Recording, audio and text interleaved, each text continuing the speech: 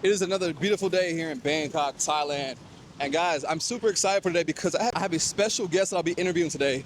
He goes by the name of Norwood Young. He's a Grammy-nominated artist. He's performed all over the world. He's an author. At one point, he had a club here in Bangkok, which was the first soul club to ever open in Bangkok, which is super cool. He's been living in Thailand for 7 years now. And so I'm very excited for you guys to get to meet him and hear his story today and his journey throughout life, music, overcoming drug abuse, and more.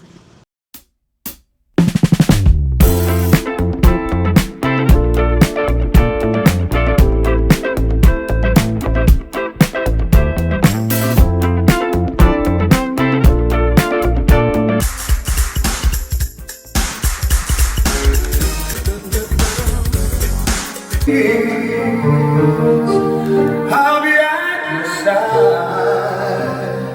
if only for one night. Welcome back, everyone. Today, I have a special guest, singer, songwriter, author, club owner. You've worn many hats. Yes, sir. We got Yes, Norwood Young here. Very talented singer. I just told you off camera, but I had the pleasure of hearing him sing. I think it was a couple weeks ago, and I was very impressed. Thank you, very sir. impressed. So, shout out to you. Shout out to the work you've done. Thank you. It was a great experience. But I'm honored to sit here and have a chance to interview you. You've been in Thailand for 7 years now. Yep. And when I was doing my research, you started singing at the age of 6? Yep. In 6 the years church. old, in the church. Yes, That's sir. how many started. Yeah. And I figured that I could make a living at it when, at 6 years old, I sang in the church a little bit, and the women started just jumping up and down, and the boobs was flying, and the hats and the wigs was flying off. I was like, wait a minute, there's something to this thing. And then I won a talent show, and I won a couple dollars, and I said, I can do this for a living. No plan B, ever. What was it like transitioning from the church to what people will call the church to basically secular music, is how it's defined? How did that transition happen to go from singing the gospel songs to? Did you go start singing in clubs? There was no transition for me. Okay. Music was always music to me. Mm-hmm. And I was never into organized religion musically. It was just music. It was music that told a story like regular music does. Right. So either the story is applicable or it's not. So I started very young, so I never had the opportunity to be chastised or whatever and even if I did, or if anybody ever approached me about doing secular music versus that, guess what money is? I'm going where the money resides, and me and the Lord are talking about it later. Did you come from a family of singers, or were you a standout, or could everyone sing? No, my mother was a beast. Wow. My mother was a beast. She had a recording deal with Columbia Records. You're too young to know Columbia. Columbia Records, but turned it down to become a research scientist, Wow. which she did with Johnson & Johnson. So my mother, my mother's father sang, right? But my father thought he could sing. Okay, thought. Ooh, emphasis on thought. Yeah, my father would just voluntarily, stuff would come out of his mouth, and I'd be like, Dad, no disrespect, but please don't do that. don't do that. But to answer your question, though, my mom is the singer, the real singer. The real singer. The real singer. She was responsible for all of my musical taste and how it varies. Wow. Yeah. And so you grew up in a unique period of time of music. Obviously, I'm a lot younger. I do have an appreciation for old school music. I have, some of my favorite artists come from, like old school music. Who inspired you growing up? Ooh. Well, as I was saying, my mother introduced me to a various plethora of music, right? So anywhere from Mel Torme to Johnny Mathis to Frank Sinatra, and that's way before your time, and mine too, actually. Johnny Mathis to Ella Fitzgerald, and like the Motown thing was just, it wasn't like a huge thing. It was definitely played in the house, but it didn't sweep over my musicianship because I was interested in everything from the classical to the jazz, to the strict jazz, to the gospel, to everything. So like even in my performances, you'll hear elements of a whole bunch of different stuff. So my influences were vast, You know, I picked and chose everything that appealed to me. Right. You know. I see you got your first record deal. Was that 16? Mm-hmm. 16 years old. Yeah. And what was that process like, getting your first record deal, and things, I guess, got more real for you, heating up? Well, actually, the process started at 15. Okay. And the actual signing of the deal started at 16. I had my first professional gig singing at Six Flags theme park. Wow, Six Flags. Right. So let me tell you a real quick story. So I did the audition and I had braces on my teeth. I did the audition, got the job. Then about a week and a half to 2 weeks later, I got a phone call saying that unfortunately I wasn't going to be able to be given the gig because I had braces, and the job required you to dance and this, that, and the other. And they said that their insurance couldn't cover that. Okay. I think like this, and I'm like, oh, coincidentally, I'm having my braces taken off this Friday. And I had the braces for almost a year and a half, so my teeth were almost great anyway. So baby, I went home with some scissors and some pliers. Took myself. Lied to my mom and told them that the dentist said, "Hey, you can take them off early." I was a major. For the love of what I wanted to do, there was nothing that I wouldn't do. Made it happen. Yeah. So I said that to say, by the time the record deal came, and that came from, I sang at a talent show on television or something. It was like I was ready for it. It was supposed to happen. So it wasn't. I just knew that from a man or a boy at the time that's going to take off his braces, he must see the bigger picture.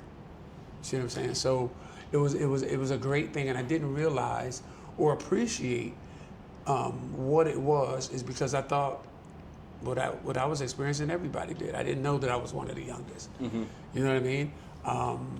Looking back on it, I'm like, yeah. You know. Did your confidence start at the age of 6 when you first started singing, or did it develop, or were you out My the gate? confidence started at 6 years old when the titties started. That's when the confidence started. That's when the confidence started. When I opened my mouth and I saw the power behind that thing, I was like, oh yeah. I'm gonna make a career out of this. Yeah. So from that record deal, how did your career take off from that point at 16 on forward? Like, what were the different stages that you encountered? I know you work with various notable artists throughout your career. Well, in the very early years, it was tricky. Even if you go back and listen to my stuff at 16 years old, a major part of the stickiness or the downside of having a recording deal that young, for instance, when Tevin Campbell came out at 16, 17, but he sounded like a 16-year-old boy. Okay. I sounded like a 30-year-old man. Ah, okay. Right? So if you listen to my early recordings, it's like, and a lot of it is where the producers were trying to make me go a certain way because they saw that I had the strength and the power. But the way I wanted to sing was different from the way that I was produced. And at that age, I didn't really have a say. Now but back then, if you listen to my earlier stuff, it's very hard. It's very Teddy. It's very Colonel Abrams. It's very that. It's very that. Yeah. But it kicked him in the butt. Because how can you be 16 and sound 30? So it's like, do I drop you off at school? Can I sleep with you? Do I put juice in your lunchbox? What the hell do I do? So there was no idea of how to market me. You see what I'm saying? Because I was this young guy that sounded old. So, the women at some point, if they're lusting after me, then they going to jail. And then it was a mess, quite frankly. It was a mess until like my early 20s. Do you feel like that process, did it mature you faster, or do you think you was already? Life matured me faster. Life matured me faster. In addition to the music side. Even though the recording situation was what it was, I was still doing theater. I was still doing other stuff. So that was like kind of back burner and see where it lands, you know. So nothing ever held me down or never put me in a bad place, you know, because at the end of the day, until the money started rolling in, I could still sing in church with me. And curious, what was the money like back then, like before you? Excuse me. Like, what would be a good gig back then? A good gig or a good record deal?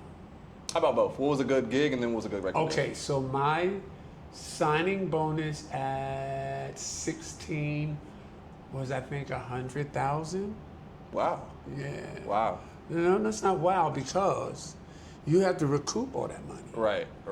off of your sales. You see what I'm saying? So you actually don't see any money from your record. Wow. So your money was made then on the road. We won't even talk about streaming and where the crap is now. It's ridiculous. But so that's where the money came in. Gigs you can make. So for instance, you could make back then 5,000 a night gigging. You know what I mean? So if I did a club or whatever, 2 hours is $5,000 and 16. It was wonderful. So that money could just go in your pocket. That's mine. Okay. That's mine. So by the time, let's say the gig paid $5,000, by the time I got done paying the band, I'm left with $2,000. Okay. You see what I'm saying? But at Right. 16 and this, Right. 16 is that's still. it was quite lovely. And then, I can't say that on camera, but let's just say that I may have had a different tax situation than most. Okay. So yeah. Okay, got you. Yeah. Got you. I want to talk about a little bit about record deals on, because one thing I have noticed and that has come out over the years, you've seen numerous artists who had all the fame, super successful, known everywhere, to end up going broke. Do you consider the record label industry, do you think it's a dirty industry, or like what is your take on how? Well, them going broke has nothing to do with the record company, because if they had money, then that means they had the opportunity to not go broke. Right. Right? So, in terms of, let's deal with the record companies first. The record companies, as Prince was a prime example, pimps you out pretty much. Right. And you have to kind of decide, am I going to be a high class hoe, or if I'm going to be what we call it back in the day, a strawberry. Strawberry. Strawberry. Okay. So that means you do anything for the money. Okay. Right? So at the end of the day, though, unless there is like a huge machine behind you, it's never a great situation. My situation wasn't horrible. My situation was just not knowing how to market me. Okay. You see? But they used to have what was called 360 deals back in the day. So you have to recoup twice Wow. before you start making money off your records. You see? So for instance, they'd make 80%, you may make 20%. Okay. But you got to pay from your 20% to recoup. You see what I'm saying? Right, So, right, okay, yeah. So, okay. but the going broke thing is, when you're so excited about the money that you get initially, you just spend it because you think, or they thought, that the money's going to keep coming in. You see? Thinking that it's going to be the amount of records you sell.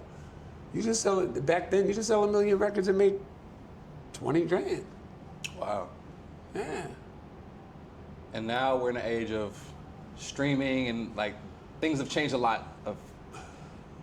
All right. If an artist, well, let me say this. What an artist should do today is create their own fan base, right? Mm-hmm. And when you create your own fan base, yes, there's streaming and there's this, that, and the other. When you create your own fan base, your money is made on your live performances. That's where your money is made. Because in streaming, you may make 5 cents a stream. Maybe. So if you do your due diligence on streaming, there is no money in streaming.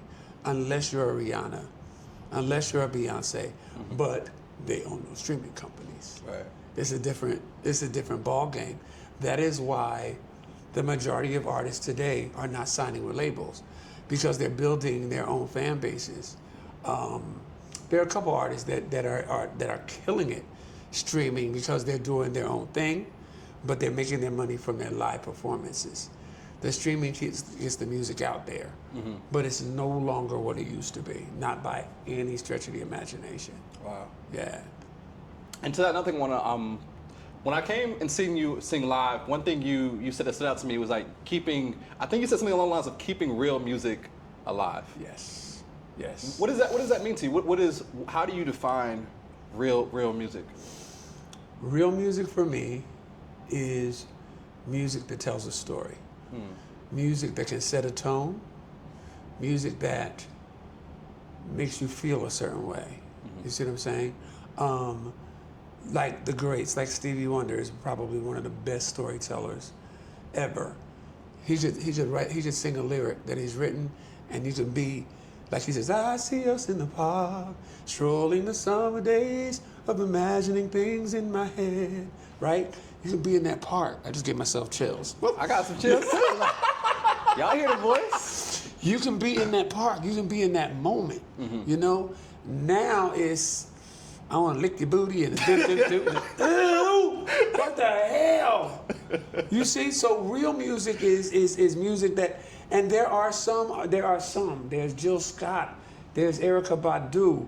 There's Kenny Lattimore. There are. That's before your time too. Oh shit. But there are some storytellers today that I admire because they're keeping real music alive. For instance, and I might make some people mad, don't send me beats. I don't know what that is.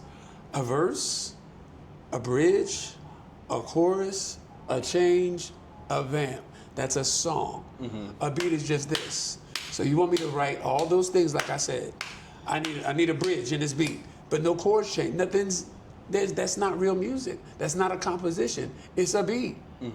You see, and I'm not knocking anybody's hustle, but when you're dealing with real artists who appreciate real music, unfortunately today's I'm not even gonna say compositions because they're not. Today's stuff is not real music. It isn't, period. It has an audience and it appeals to the masses, but you cannot compare. So what you heard me say in my show is that it is my responsibility to continue to be there and present real music to those from my time and before, and to present what real music is to you, right? So, in your generation, so I have nieces who are very young, 20s years old. And they will research my stuff and go, oh my God, that story you told. Because there's a lyric and they appreciate it. It's the value of appreciation. Where people are spiritually, right? Everything is aggressive. There's no courting. There's no courting. There's no, let me take you out. What you picking me up in a Benz? You know what I'm saying? It's a different, and I guess it's a different time. And if I'm stuck, so be it. Yeah. Because I'd rather get to know you, court you, take you out, see what's what, and then when that moment happens, bam, as opposed to, how big is it? How wet is it?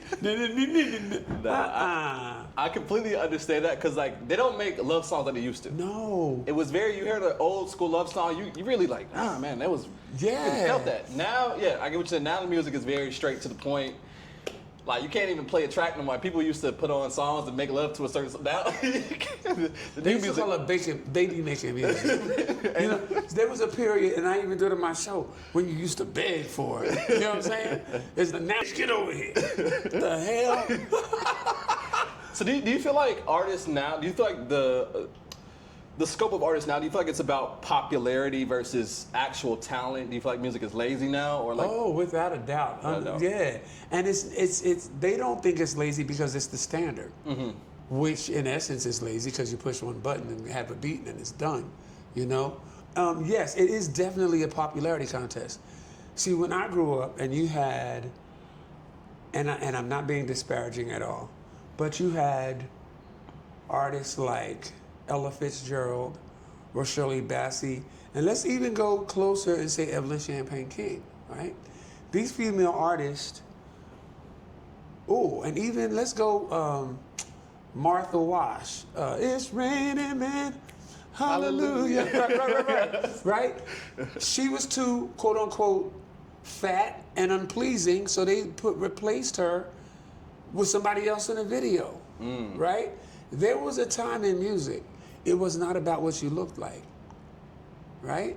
It was about the quality of what you presented through your gift. And that's all it was. And this was pre-music videos. Now there are definite, there's definite footage of them singing and this, that, and the other, but there was no music videos then. But somewhere along the line, it became very, very visual. And that's when the popularity contest started. It too is going to backfire and is backfiring. Because now, we can't see but so many more your pants sagging and your ass out. We can't see your dresses but so short anymore. We can't see your titties all out. It's playing out. Everybody's going for the shock value. The shock value's going. So now you're going to have to, it's going to be on talent. So what's going to happen is when all of that stuff is played out, because like if you even look at red carpets now, 80%, and I hate to say it, of black artists are damn near wearing no clothes at all. None. So the shock value is playing out. So after you can't shock me no more, where's your talent? That's a great point. I definitely see that, especially when it comes to black female artists. That I mean, even if they can't sing, they're talented. Immediately, the industry is going to sexualize them. Oh, for sure. How can we sexualize as much as possible to keep the eyes almost like a distraction? Yep. Where it's like you might be talented, but they get the audience to focus on other talents. And I guess because I have such esteem for women who are ladies, that when I hear young female black queens have this kind of mouth and this kind of lack of self-love, because that's what it comes from. It really is. It upsets me because I think about, like, again, my young nieces, right? And the queens they are, who are educated. One of them actually is a model for elite models, and she's beautiful. So she's in an industry where she's sexualized all the time, right? However, who she is would never record something. It's just, it bothers me. It bothers me that is the place that the music industry is now. When do you think things shifted? Because some people might argue, like, if I listen to older songs, one thing was funny, like, listen to older songs now is, when I listen to it, the music, all of it, the chorus, everything is so good, and like the lyrics are just so smooth, you're just like, man, this is nice. When you pause, you listen to the lyrics, like a lot of the lyrics were very sexual. Listen. But in a more abstract, not as aggressive, like you said, not as today's lyrics. When do you think things shifted? I don't know, but when you think about Minnie Riperton, you can come inside me. You can come inside me. Come inside these sugar walls. Baby, it don't get no more raunchy than that. But it was just a thing. There was just an element of class. I don't know when the mystery shifted. Okay. You see? The mystery. There was a mystery. Like, I don't sing about the action. I sing about the getting to it. Right. You know what I'm saying? Okay. And how beautiful it is, but not that it's. I don't know when it shifted. I do know that when videos came into play, unfortunately, Janet and this is no diss at all. It was amazing to see the visuals. However, what happens is it started to be the standard because you got a Janet Jackson and you got a Britney Spears who were beautiful to look at. So those who are, according to society, were not as pleasing, they got the raw end of the deal. Oh, well, she don't look like Janet, so we can't use her in the studio. So we'll use auto-tunes. We'll make the people think she's talented. And then the standard just got less and less and less and less. You mentioned one of the reasons why you really appreciate older school music, or not even old school, real music, is it tells a story. What is your story? Oh, that's a loaded question. That's a loaded question. Generally, my story is love. Generally, my story is treat people how you want to be treated. If it's romantic, the same thing goes, but put a little oomph on it, put a little imagination in it. My story is that I'm a victor of life. I have become victorious over many personal obstacles, but music is the thing that kept things consistent. And no matter what I was going through personally, I never let the music go, you know. And then at one point in my life, when I allowed the music to be overshadowed is when I became the most miserable, which is why I'm basically back in Bangkok, because I had to get rid of all of the things that I attained, oddly enough, through my music. The Bentleys and the Rolls Royces and the mansions and the blah, blah, blah, blah, blah, blah, blah. I got caught up in the fanfare of that and looked up, and 5 years later I hadn't recorded anything. And then articles are being written about me and my home and my lifestyle, to a point where my music was overshadowed so much people forgot that I did it or didn't care that I did it anymore. It was about seeing my next big shopping spree or my next big spend. And so when it got to that point, I realized that there was something missing in my life, and it got nailed down to my music. And I figured I found out that the only way that I was going to be able to be respected for my music and be honored for my music and my message through my music is to commit to my music, which meant that the stuff and the music could not live together. Right. So I had to sell everything and leave America and start fresh, and that's how I ended up in Bangkok. Okay. So you've been all around the world, though. I see at one point yeah. you had you opened a club in Germany. Wow, saying that. Cologne, Germany. Yeah. It was a great time. And so a little bit more. So like, how long was that process to like? Why specifically Bangkok? What was the pull to Bangkok versus anywhere else in the world? I have to frankly say, it was divine order, because I had never been here, didn't know anybody here, had no ties here, and I mean no one. I was in China gigging with someone, and I said, I don't want to move back to America. America's a no-go. I'm going somewhere else. So she said, so initially I was going to go to Hong Kong. Okay. Right? However, when you're on the road, right? When you're on the road, everything is paid for. Not only for your services, but your cleaning, your transportation, your food, everything. So you do like the old people and get your money and put it under the mattress. You know what I'm saying? Right. Even if you don't want to get a bank account in another country, you put your cash under the mattress, right? So I was making loads of money that way. But if I get up and I move somewhere else, right? That means I'm responsible for paying rent in Hong Kong, lifestyle in Hong Kong. A room half this size would be about 5,000 USD in Hong Kong per month. Wow. Half this size. Wow. So I said to her, Hong Kong is not, it's not even, it's right? So for instance, what would happen is, even if I went away again and lived in Hong Kong, I'd still be paying that enormous amount back into staying. So yeah, it wasn't an issue. So she says to me, maybe you should try Bangkok. There's no other Norwood Youngs in Bangkok in terms of R&B singers and whatever. And I said, I hate the heat.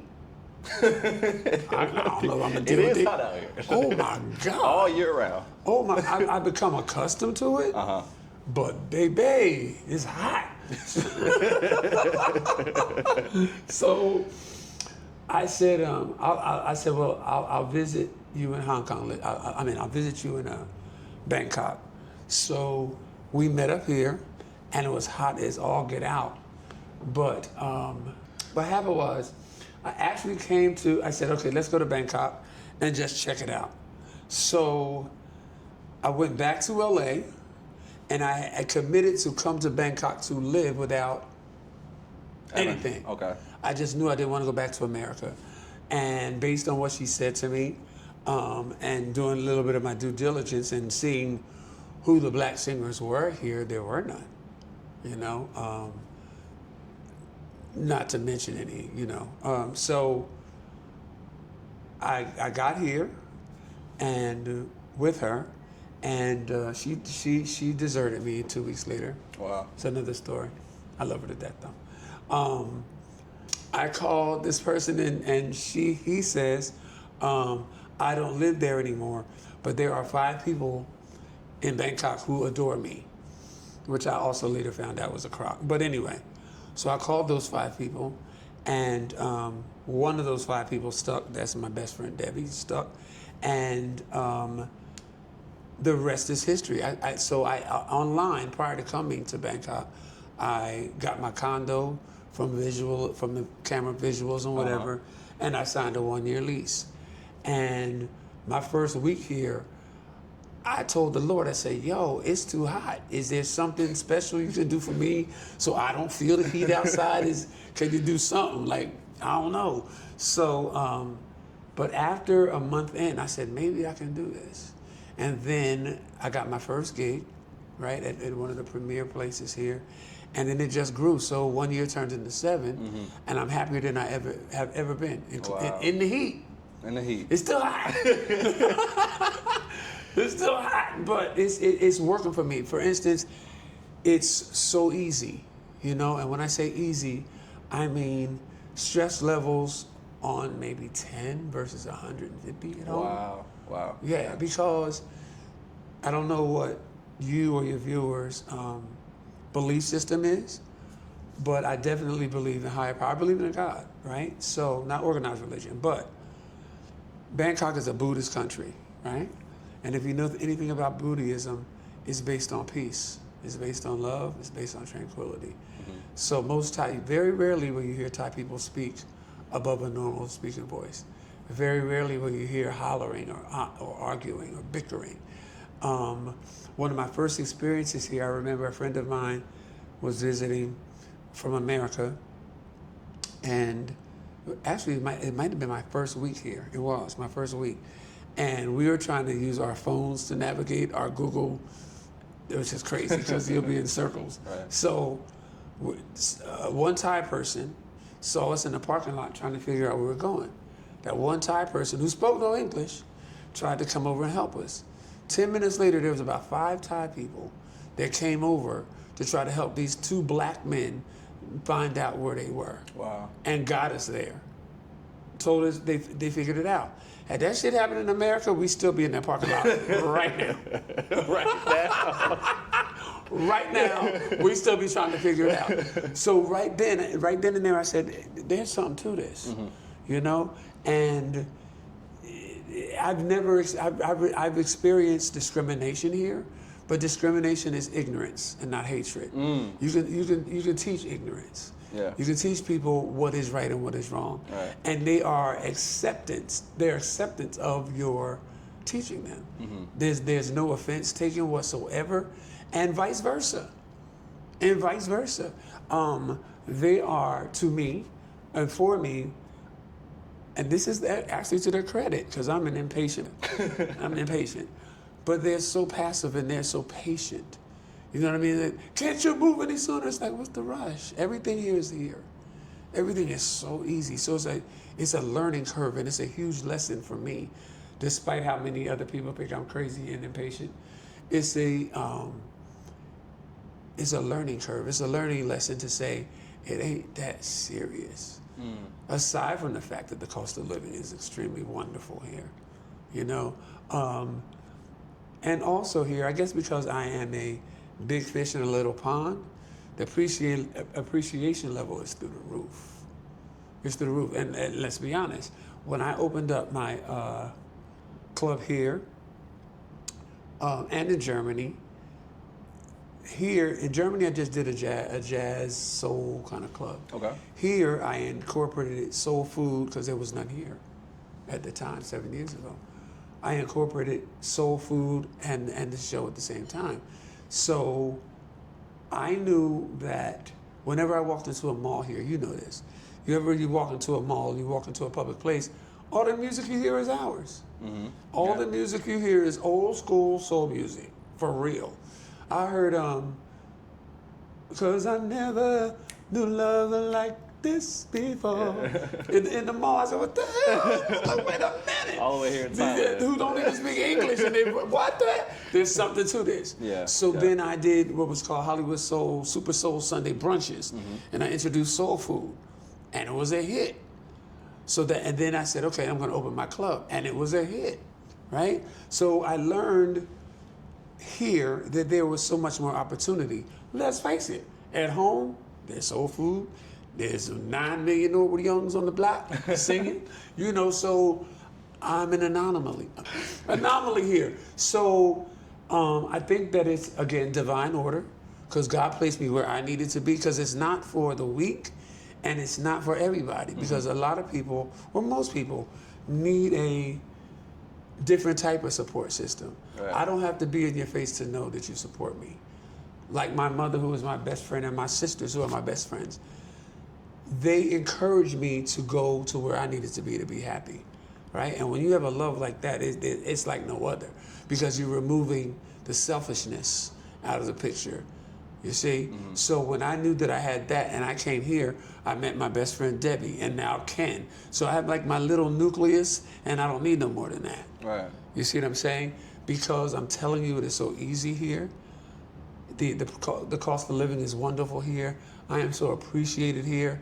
It's like, am I going back for what? You found your peace. Oh, please. Yeah. Yeah, like no other.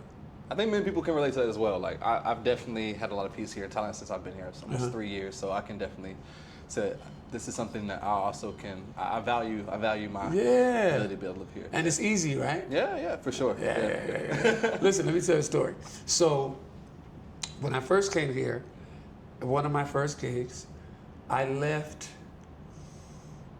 I didn't even change a lot of money over, so I left like about 1,200 United States dollars in my wallet, in my dressing room. The club was closed on Sunday, Monday, Tuesday, opened again on Wednesday. I had a residency there. So I left it on Saturday night. I realized that I left it and called there on Sunday to say, listen, I left my wallet, nobody's there. When I went back Wednesday, my wallet, my money, same place. The dressing room had been cleaned. Obviously, there was housekeepers and everything. Not housekeepers. There had been cleaners in there and this, that. Never touched it. In America, Gone. listen. Wallet gone, dresser gone. Wait. In America, they would say, no, I haven't seen it, and help you look for it, and they the ones that took it. I know that's right. Yeah, man. It's wonderful. I love it. Yeah. So there's nowhere else you would want to. Absolutely not, because music is going to continue to allow me to travel. You know, now it's predominantly traveling in various places in Asia. So I'm sure that other things will come up to travel, but in terms of home base, here. It's here. It's here. Yeah. What is at this point in your life? What is the message, or actually no? What is the legacy you hope to leave, and the message you want to spread out to the world, or your listeners, or whoever is paying attention? It's twofold, because it's personal and it's music. The legacy that I want to leave is to never allow circumstance or people block you from your destiny.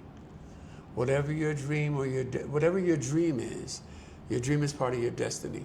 So continue to dream to get to your destiny, but don't allow the roadblocks, and there will be roadblocks, but you have to keep focused and remember the big picture, right? And age is not a factor, because if, let's say you're a dancer and you've aged out from dancing, but that's your thing, you smell it, you breathe it, you feel it, then take your ass to recitals, take your ass to shows, surround yourself with those people who had those similar dreams, who are of like minds. So you're still in your dream. It's not exactly what you wanted, but your dream is not deferred. You're still in your dream. Wow. You see. So to answer your question, my legacy is, if he can do it, anybody can. That's the legacy that I want to leave, because I've been through some hell and back. And I guess I'm going to shamelessly plug my book. Your book, Getting Back to Me? Getting Back to My Me. My me. Excuse me. Getting Back to My Me, which depicts the struggles, the setbacks, and the stick-to-itiveness to win. So when all that stuff that happened to me, and then I bought the home in Los Angeles and became famous and changed some laws and this, that, and the other, I literally sat down with God and I said, now what? There's got to be more. And that's when God said, well, the only more is if you get back to your music. And that comes with a price. So happiness first. Stuff is stuff. You can get more stuff. You can accumulate more stuff. So you either going to trust me or you're not. And if you're going to trust me, let's go for the ride and let's do this thing. I'm doing this thing. So that, again, is part of my legacy. Know exactly what you want, figure that shit out, and make it happen, period. And you got to pay attention to your gut, because your gut is your God inside of you. God can't come down or whatever and say, hey, this is what you need to do. You got to follow your gut. Not here, your gut. Because your mind and your heart will mislead you.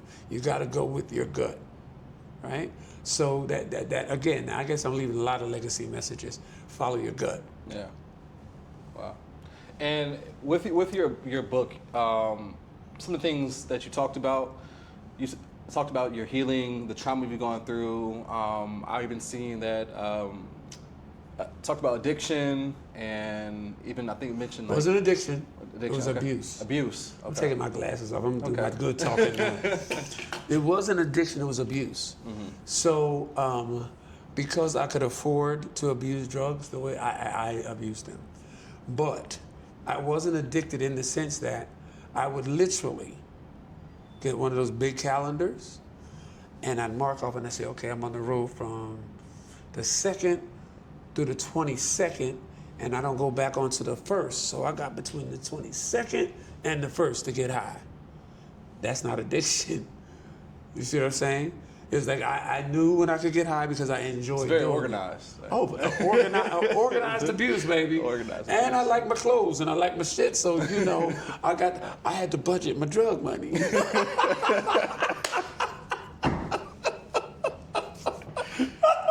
Yes, I had to budget my schedule and I had to budget my spending. And when I was done with it, I was done with it. Mm-hmm. You know what I'm saying? Because nothing was more important to me than my presentation, my music, and my audience. But I knew that I didn't know at the time that I was masking something, that I was covering something up. I thought I was just enjoying myself and on my terms, So I literally would put a calendar. I had my calendar, and that's the way. But then when I found out that wasn't enough, I had to dig deeper and get rid of it, and totally heal. So that kind of leads me to another question I asked. How have you, see if I can word this correctly, written the line of self-expression and trauma? How has that, how have you, I don't know if that question makes sense, but there's self-expression, I'll be authentic to you, and then there's also things you've gone through that kind of define, that kind of make up who you are. But if that question makes sense to you, no, it doesn't. Doesn't make sense. You're too deep for me. Break it down. Bring it down. Treat me like I'm a second grader. Come on, bring it home back. Oftentimes, you go through things in life, right? Mm-hmm. And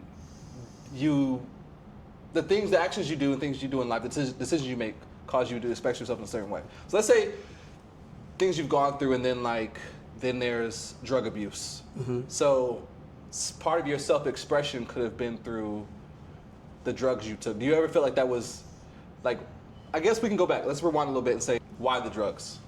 What led to drug abuse for you? Okay. When I was 16 and living in New Jersey, I was introduced to coke, right? And from 16 to maybe 17, I was because I am a very up person all the time anyway, mm-hmm. Not borderline hyper anyway. I didn't get it, and I never paid for it then either. So, and I was everybody just had sniffing it. it. Everybody had it. So it was what that? Right. So nothing. Absolutely nothing. But it was social, so bumping. I'm going to do it, but I never felt anything, right? And there was one time that I just, woo, hey, and it hit, and I was like, okay, I get it. But time went by, and then the trauma hit, right? Or I recognized the trauma for what it was, right? And it triggered, it's the word, it triggered. I remembered the 17-year-old feeling of the coke. Mm-hmm. So that's what I went back to, because when it finally hit me at 17 or around that time, I remember that it numbed everything. Anything that I did not like, it numbed, right? So that was my point of reference. That's how the drug started. And then I liked it. And then, you don't know, but when you're around people, that's why it's important to be around like-minded people. But anyway, when you're around people like mine who are into drugs, have you ever tried freebasing? No, never tried that. I became a scientist. 1 part baking soda, 1 part water, 1 Bunsen burner. Oh, flashbacks, hold up. Get your little rock. But anyway, all right, anyway. So that led to something else. I mean, so for instance, I did go to rehab, but not for the drugs. I went to rehab because I was in a very prestigious neighborhood in Beverly Hills, and I had 1 martini. It was a setup. So I had to go to rehab or go to jail. Okay. I had money, so I chose rehab. But it was I did go to jail later on in the book. But anyway,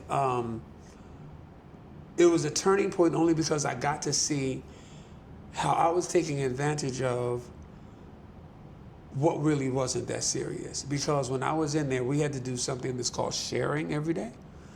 So I would listen to these people share stories that were horrific, and how their parents disowned them, and how there was so many suicide attempts and things that they did out of desperation for drugs. And I'm like, oh my God, what the hell am I doing here? So it gave me a new respect for people who really do have issues.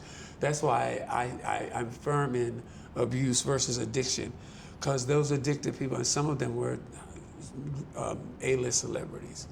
And when I learned of their stories, I'm like, oh God,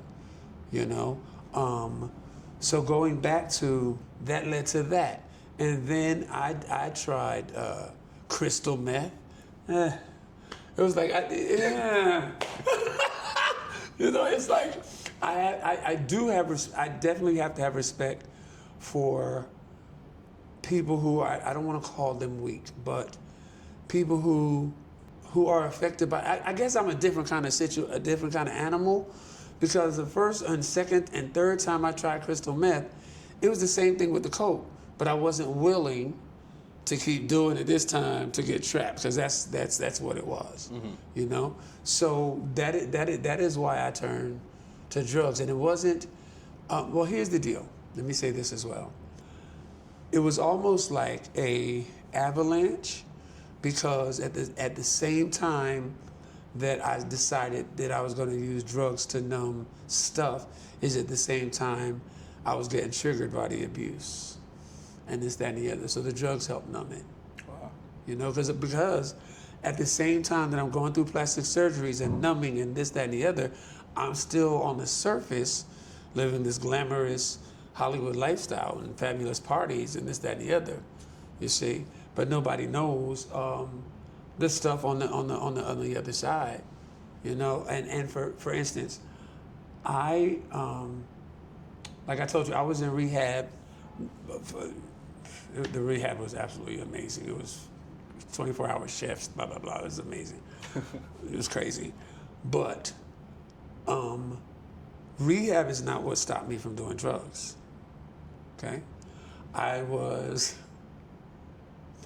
Okay, so I was in my room, in my home in Los Angeles, and the whole top level of the house was my personal living area. So I never had to go to the other part of the house if I didn't want to. So I'm on a binge, and now I'm smoking crack, right? Because I didn't want to be bothered with my scientific skills. Mm-hmm. Yeah. So crack is pre-made, and it also has other crap in it or whatever. So I'm in my bedroom, and I had white beautiful plush carpet in my bedroom, and I've been nuts. So what I would do is, when I get my crack, I would take some, and then I would take other pieces of it and just put it around the carpet, so I could go back and get it later. And I'm like, shut up, Isaiah. So Was it a treasure hunt later? Like, yes, exactly, exactly. man. Because when you're high, you're like, okay, I know I got a piece right here, right? You know, so right. Wow. So that's what I did.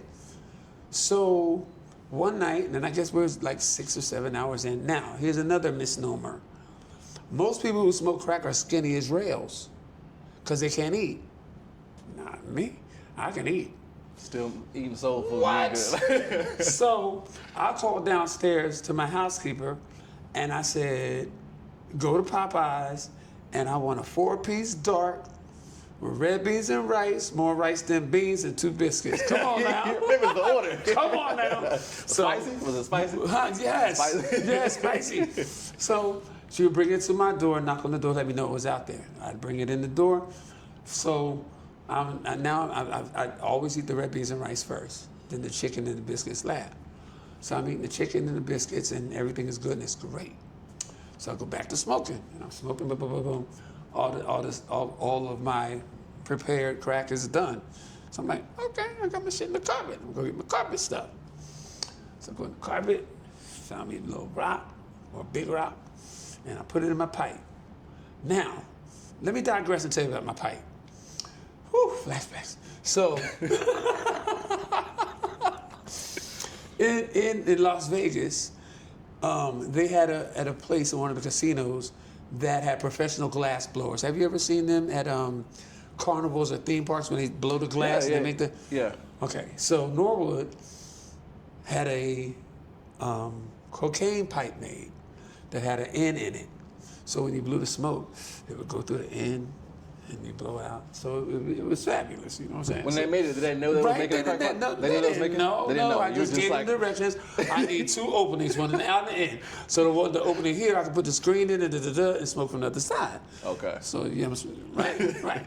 So the smoke is going through the end. It's a thing. So it's going through the end, whatever. So back into the bedroom, I go to put my rock in the thing, and I go to smoke it, and it's turning black, and I'm going, and it's nasty. And what the hell, dude? I was smoking fried chicken and biscuits that had fallen into the carpet. Oh man. That is what stopped me. I said, okay, it don't get no lower than this. You are in your room, butt naked, sweating, digging in your carpet, and you are smoking fried chicken and Popeye's biscuits. That's what your life is resorting to. And in that moment, it was done. Cracked through the pipe out, the whole 9. That was it. Done. That was it. Wow. No turning. That was it.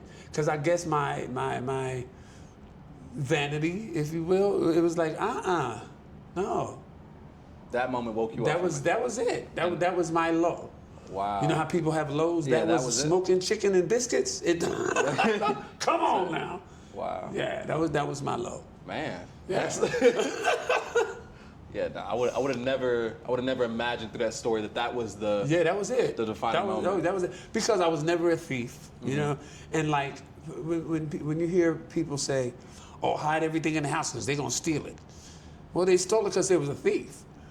You see what I'm saying? No matter how you try, there was a thief. That was their go-to mentally. Yeah. I was not a thief. I was not one of those persons. So my low was the reality of me sitting in this big old house, in this huge mansion, on carpet, butt naked, sweating, with porno on the TV, smoking chicken and a biscuit. Really? Really? So I was like, nah, we're good. That's it. And through all that, the drugs, the plastic surgery, was that a journey of you trying to find yourself or express how you were feeling through dealing with the abuse? Was that? Not finding myself because, well, here's the deal, and I say this in my new YouTube show, the episode that's coming up this week called Just Norwood 2.0. I talk about how the journey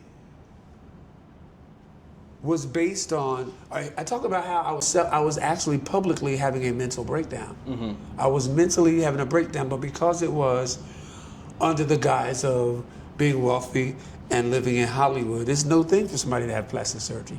He's just going crazy. He's vain. It was none of those things. It was the trauma that was triggering. I wasn't cutting my wrist, but I was cutting my nose and I was cutting my chin. I was self-mutilating in public. You know what I'm saying? And I was masking it well. And so I was going through this thing publicly. And at the same time, you know, you got the people who are not on your team, but they're yes people. Yeah. Oh, that looks good. Oh yeah, do what you. But they're the people that are drinking your liquor and coming to your parties and eating your food. They're yes people, right? The folks that really mattered just let me outgrow it because they knew I would. However, that happened, you see. So to answer your question, I was actually living through it to get to it. For instance, like I said, the abuse happened, in a nutshell. The abuse happened it wasn't until my 20s, watching the Oprah Winfrey show, believe it or not, and hearing people's similar stories to abuse and them being abused. And I'm going, oh my God, that was me, right?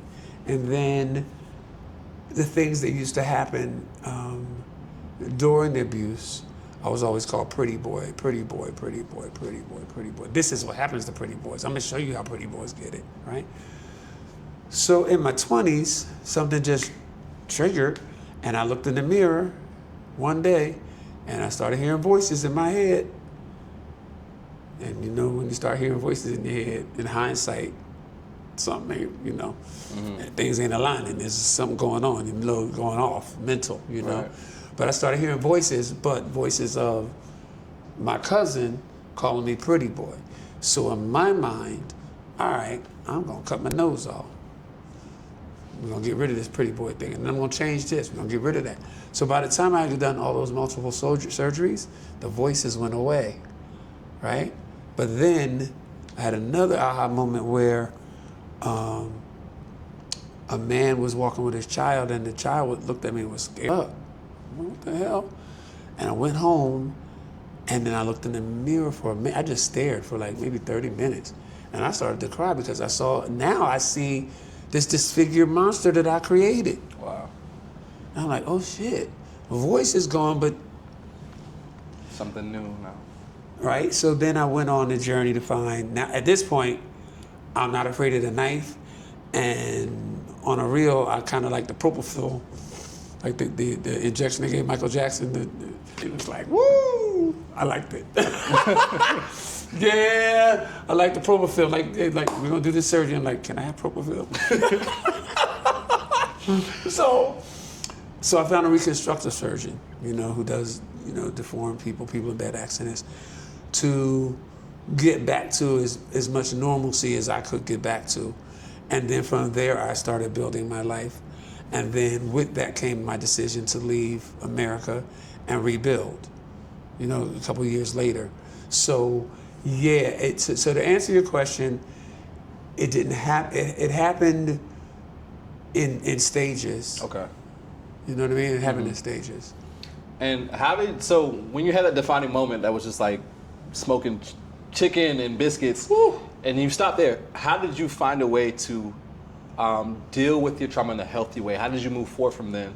Did anything else come in to replace that, or you didn't need anything anymore? That was enough to just kind of fully wake you up? Well, no. The aha moment and the wake up moment was smoking the chicken and the biscuit. Yeah, that was the aha moment, and destroying the crack pipe and moving forward. So it was about replacing that stuff with just living. If that means going hiking, if that means going to the movies, if that means doing things that would fill that time up, right? And then I was still a celebrity in America, so there's still always events and stuff going on and blah blah blah blah blah. So that was never an issue. But when the moment came when I said, okay, God, now what? Because now I had defeated all that stuff. I had done the reconstructive surgeries and this, that, and the other, went on botched on TV and blah, blah, blah. So it's like, now what? So there was an internal dialogue and a dialogue with God. What will make me really happy?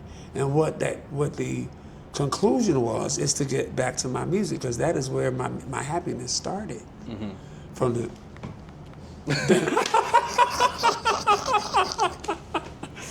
That's where the happiness started. right? So in order to do that, I have made such a name for myself on so many levels, on such huge levels. We're being on the cover of Los Angeles Times and this, that, and the other, based on stuff, right?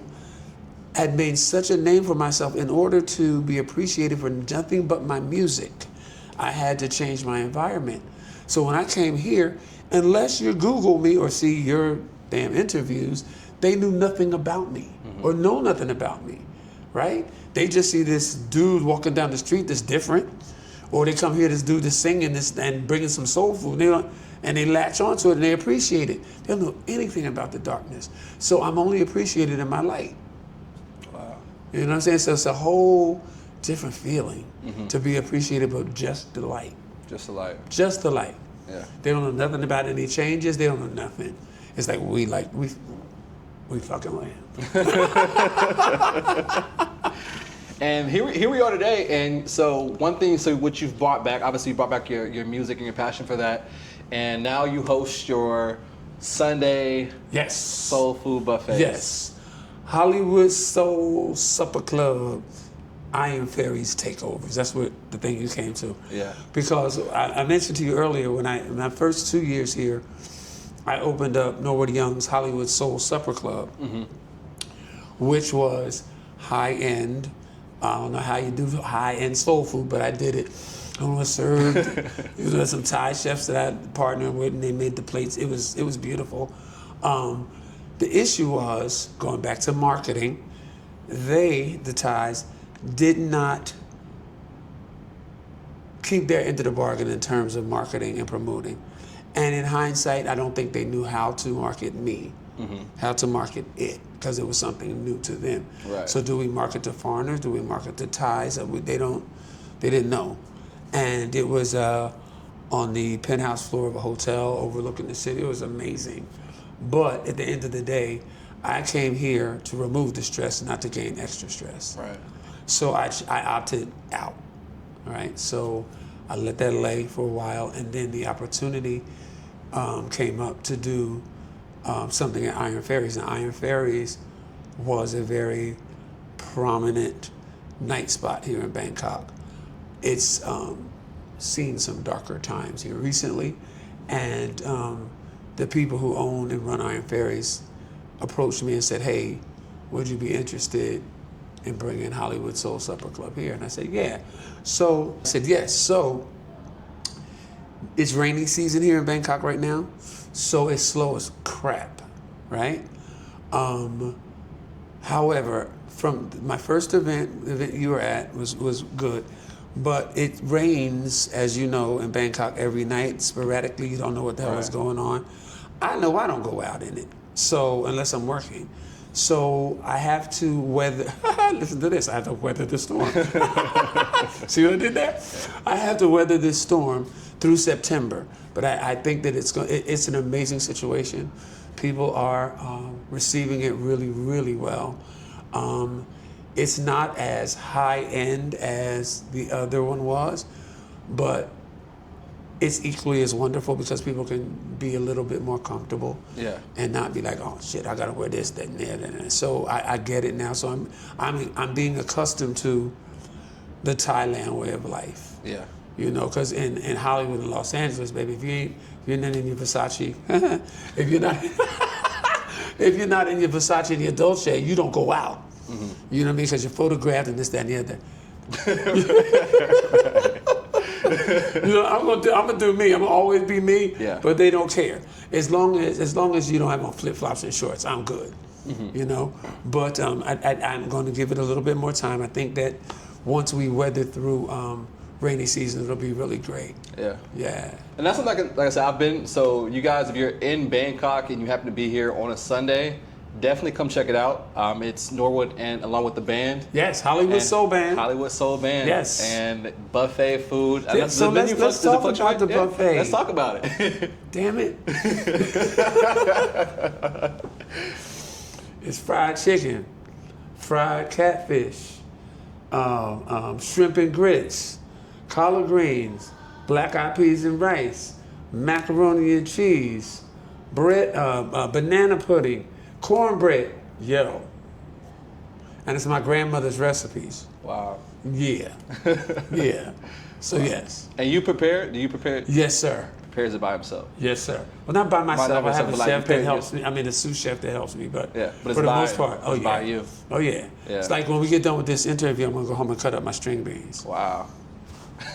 And today's a Saturday, so tomorrow. Yes, it's tomorrow, happening yeah, I'll yeah. be there tomorrow. You coming? Yeah, I'll be there tomorrow. Oh, yeah. shit. Yeah, Okay. because I want to include some of the actual experience. I'm Okay, yeah, I'm gonna include that. Yeah, good for stuff, sure. good stuff. Now there's 5 people in there, shoot around them. It's rainy season, that's all I told you. Disclaimer. And I noticed when I was there, you got to a point when it was you were singing one of your favorite songs. Okay. And you would not let the band continue Okay. unless they got it right. What? It was House is Not a Home, wasn't it? Yep. Here's the deal. As a Virgo, Beyonce, Tyler Perry, yeah. But as a Virgo, I'm a perfectionist, and I strive for perfection, I strive for excellence. And my band is more than capable of both. Mm-hmm. And in rehearsal, they nail that thing to a point it gives me chill bumps. What happens is, just like any artist, when they know my expectation and they work really, really hard to make that happen, they get in their nerves and in their feelings sometimes too. Like for instance, when we got ready to start the song, my bass player forgot, boom, boom. He forgot the instruments. Yeah. It's just the instruments, but then, you see? So it's like, the audience, because especially when this song like that is so familiar, when it's missing and it's not together, the audience knows it. You see, so I'm not trying to sugarcoat shit. I'm not trying to act like the audience doesn't know it. You fucked up, let's stop it, and let's start it again, period. And I think we started and stopped 3 times. It had to be right. and it ended up great. Yeah. You know, but we work too hard. They work too hard, and I want, not only for me, but it's important that they be seen in their best light too, because they are a representation of me. You see, so if I let stuff slide, it's not the band, it's Norwood. You see, so it's really important that our hard work pays off, you know? Yeah. Yeah. You guys, Norwood Young. Now, this has been a very super insightful interview, and once again, I'm very grateful for the privilege to be able to sit here and have this conversation with you. Thank you, man. Talk about your life experiences and music. The last question I have for you is, can a voice be developed? Man, I want to learn how to sing. You bring the mic around to people. I want to, if I'm there again, you know, I want to be able to. Oh, I'll give you. I want to be able to pull a Mike Blue But Mike Blue is listen. Let me tell you about Mike Blue. But here's the deal. Were you there when there were some non-singers there in the audience? Yeah, I was. Yeah, because I'll ask you what you do for a day job. And if you're not good, don't get that shit up. But no, can a voice be developed? Yes, to a certain extent. And I have vocal students as well. However, unlike many vocal teachers, I can know within 30 seconds if you can or if you can't. I'm not going to take your money or waste my time. Ah, okay. Right? So when I can see your potential. And if I know that you can't reach a certain level of what I think it takes for you to pursue what you want to, I'm not going to take your money, and I will gladly suggest that you go someplace else, because maybe there's somebody who can. I'm not capable, right? For instance, if there's somebody tone deaf, right? Yeah. What's the second word in tone deaf? Deaf. Ain't shit I can do with that. You can't hear. And it don't mean that you, God, y'all talking about that shit, that ain't me. Tone deaf. And there are vocal teachers who will take your money and make it, if you can't hear, you can't hear. You see? So if you're not tone deaf, then yes, you can be developed. But you have to be willing to put in the work in terms of your strength and your ability to hold a note, finding out where your vibrato is. It takes, it's work, but yes, to answer your question, yes. All right, y'all. If I can, if in 30 seconds Norwood says I have potential, listen, I'm giving up this YouTube thing. Oh man, you guys be sure to check out Norwood on social media. So you're getting active on YouTube now with your series. Yes, I have a series called Just Norwood 2.0, where we discuss life, my experiences, my stories, my struggles, my victories, and I don't know if you can tell or not, but I have I'm a little nuts. Better not agree. So it's a good time. It's a good time, and we're on our 3rd episode. Yeah, and getting active in that. Some people, your people can't see who are forcing me into this. So, however, I'm getting really excited about the fact that being that I'm at the evolution that I am in my life, I dare say older. I'm at the place of evolution in my life. I feel like I have a platform with a purpose. Wow. Yeah. Yeah, so I'm excited about it. So the Iron Fairies, and here's the deal: I'm playing other places in Bangkok, but at the other places I'm their employee. I'm their employee. So there's a certain thing or a certain song or certain types of songs you sing to appease that type of audience. For instance, if I sing House Is Not a Home, or loving you may be something new that I've never felt. Sing them to LCD, to them, they don't That's know. how quick that voice Come comes. on, man. They don't know. Yeah. So I have to acclimate my song list to my employer. Right. But Iron Fairies, Norwood Young's Hollywood Soul Supper Club, it's all soul music, it's all me. So that's my baby. So if you want to come to Anatara, and if you want to come to Bang Bang Burgers, if you want to come to those other places, you can see me as well. But if you want to see me and feel me for real in my element, it's Iron Fairies on Sunday nights. Iron Fairies on Sundays. Yes, sir. Once again, I appreciate it. I appreciate you It's been too. an honor. Yeah. You guys, be sure to like, comment, and subscribe. I'm going to tag Norwood's channel and all his social media in the description below. Once again, appreciate you guys for watching, and I'll see you guys in the next one. Peace out. All right, you guys, so we are here at the Soul Food Sunday Buffet and Soul Singing event right now. So it's just warming up. We're going to go check out the Soul Food Buffet real quick. I'm going to show you guys what's going on here in Bangkok, Thailand. Y'all didn't know y'all can get soul food here in Bangkok, Thailand. So what is here tonight? Y'all see the place lined up. We got fried chicken, all you can eat. Green beans, rice, and peas. And y'all already know, you got the mac and cheese too. Banana pudding and cornbread. All items you don't normally find in Thailand. So y'all better come here and check it out.